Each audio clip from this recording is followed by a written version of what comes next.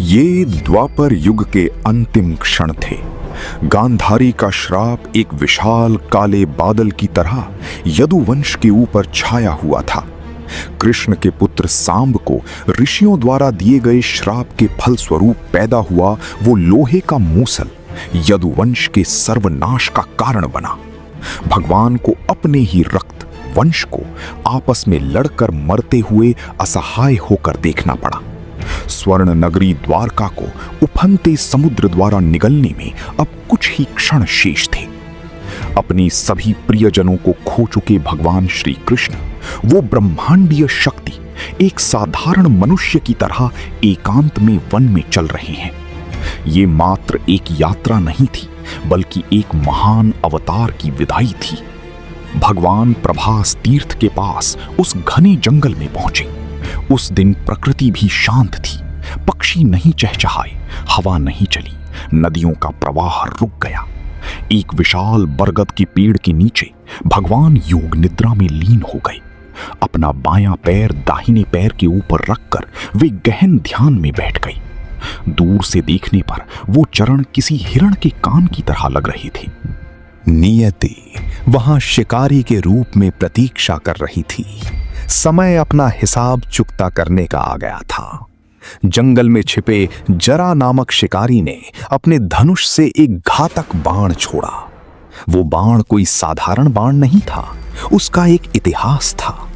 यदुवंश को नष्ट करने वाले उस लोहे के मूसल का आखिरी टुकड़ा एक मछली ने निगल लिया था और वो मछली जरा के जाल में फंस गई थी। उसी लोहे के टुकड़े से जरा ने अपने बाण की नोक बनाई थी। इतना ही नहीं, ये एक कर्म फल भी था। त्रेता युग में श्री राम द्वारा छिपकर बाली को मारने का ये प्रतिशोध था।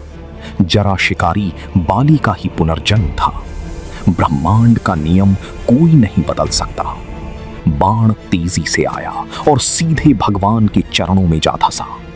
उस क्षण पूरा ब्रह्मांड कांप उठा। आकाश काला हो गया, जंगल के जानवर एक साथ चिल्लाने लगे, धरती डोल गई। ये जानकर कि उसने किसी हिरण को नहीं बल्कि साक्षात जगदीश्वर को मारा है, जरा डर से कांपने लगा। वो भगवान के चरणों में गिरकर फूट फूट कर रोने लगा। लेकिन शांत कृष्ण ने उसकी ओर देखकर मुस्कुराया। जरा तुम डरो मत, दुखी मत हो, ये पहले से ही निर्धारित था। तुमने केवल अपना कर्म किया है। वो महाचैतन्य अपने भौतिक शरीर को त्याग कर एक दिव्य ज्योति के रूप में परम धाम की ओर प्रस्थान कर गया। सूचना मिलते ही पांडव वहां दौड़ते हुए पहुंचे। अपने मार्गदर्शक, मित्र और प्राण प्रिय कृष्ण के निर्जीव शरीर को देखकर अर्जुन टूट गए। अत्यंत दुख और आंसुओं के साथ उन्होंने यमुना नदी के तट पर चंदन की लकड़ियों से चिता तैयार की। अग्नि की लपटें आसमान तक उठी। भौतिक शरीर पूरी तरह राख में बदल गया। लेकिन वहां एक महान चमत्कार हुआ। भगवान का हृदय अग्नि में बिल्कुल भी नहीं जला। वो एक नीलमणि यानी नीले पत्थर की तरह चमक रहा था। चिता के कोयलों के बीच वो हृदय एक अलौकिक प्रकाश से प्रज्वलित था। पांडव चकित रह गए और डर गए। सब कुछ भस्म कर देने वाले अग्निदेव भी उस दिव्य पदार्थ को छू तक नहीं सके। तभी आकाश से वो आकाशवाणी गूंजी। इस पवित्र हृदय को अग्नि में भस्म करना किसी के बस की बात नहीं है। यही ब्रह्म पदार्थ है। इसे समुद्र में प्रवाहित कर दो। आने वाले युगों में ये विश्व का रक्षा कवच बनेगा। पांडवों ने अश्रुपूरित आंखों से उस दिव्य हृदय को समुद्र में विसर्जित कर दिया। युग बीत गए। समुद्र में तैरता हुआ वो दिव्य हृदय अंततः ओडिशा के तट पर पहुंचा।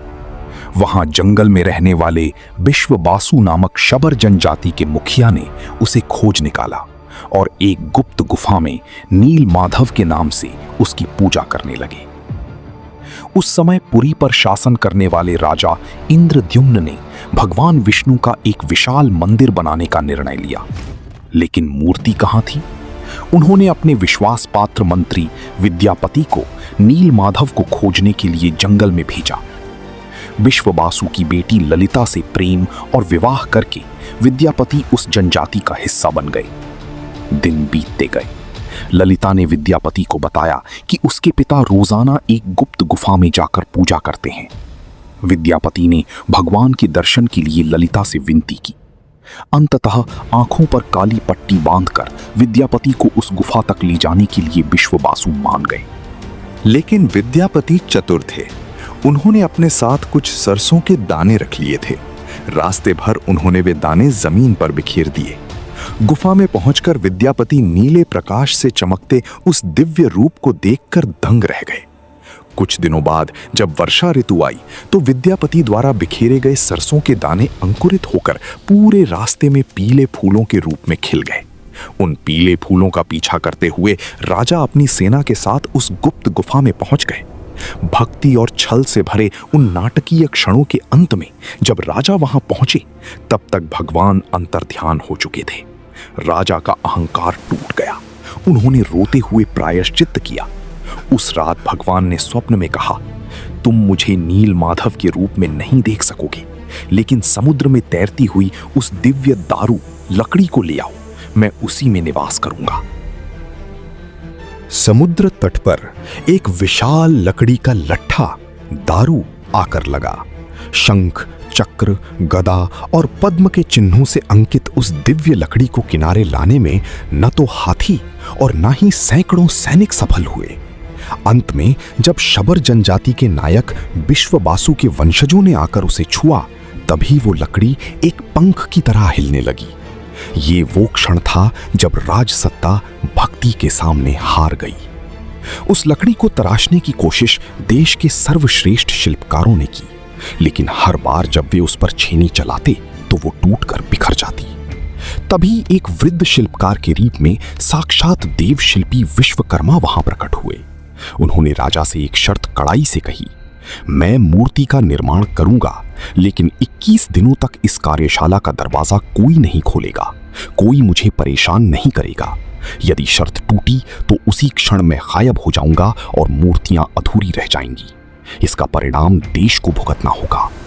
ये मात्र एक शर्त नहीं थी, एक चेतावनी थी। 15 दिन बीत गए। कार्यशाला के भीतर से छेनी की कोई आवाज सुनाई नहीं दे रही थी। घबराई हुई रानी गुंडिचा को लगा कि वो वृद्ध व्यक्ति भूख से मर गया होगा। राजा की पाबंदियों को अनदेखा करते हुए उन्होंने दरवाजा खोलने पर जोर दिया। जब राजा ने कांपते हाथों से दरवाजा खोला तो वहां का नजारा चौंकाने वाला था।